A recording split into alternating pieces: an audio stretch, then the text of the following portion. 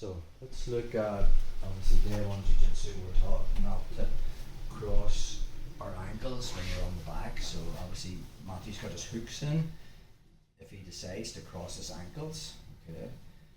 From here, the leg is on the opposite side. So in other words, if his right foot's on top, I don't want to bring my right foot on top of his. I want to bring my left. So again, from there, I just bring my left over the top. I make the triangle. We widen our knees, and then we just engage our hips. Again, something you learn very early in your jiu-jitsu, but let's add it into what we've been doing, a more kind of common thing that can happen.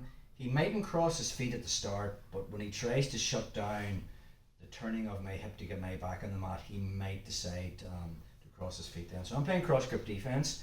Matthew's trying to get inside. I make the grip. Now I know to go to the underhook side.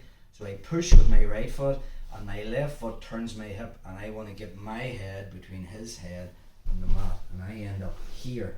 Now Matthew decides to cross his feet, and he pinches his knees.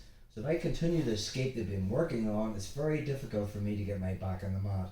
Notice the way I have turned my hip. Now I can't just lift my leg over and get it over his right foot. Now I don't have the angle. So the detail is I come back the way I came. So I turn my hip back, and then from there I can bring my leg over. And from that position I can engage my hips and widen my knees. One more time on that. Again, I'd need to be careful. If he crosses his feet from here, and it's a flexibility thing and his feet are quite high up, I wouldn't recommend lifting my foot to here, because he's just going to choke me out from that position.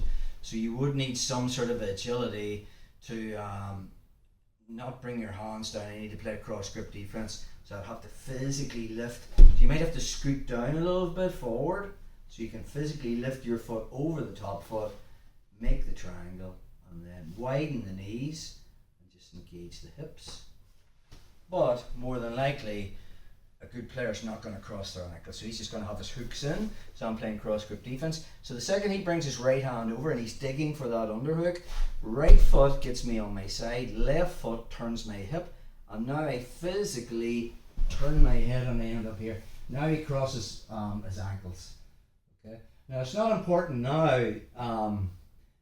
I don't really need my hands to defend my neck, because if Matthew tries to choke me from here, he's really lost all sort of profile. So, but the detail is I come back the way I came. I can't really get my foot over his right foot. So I use my right foot on the outside to return my hip, and now from there I can physically lift my foot over, make the figure of four, widen my knees, and engage my hips.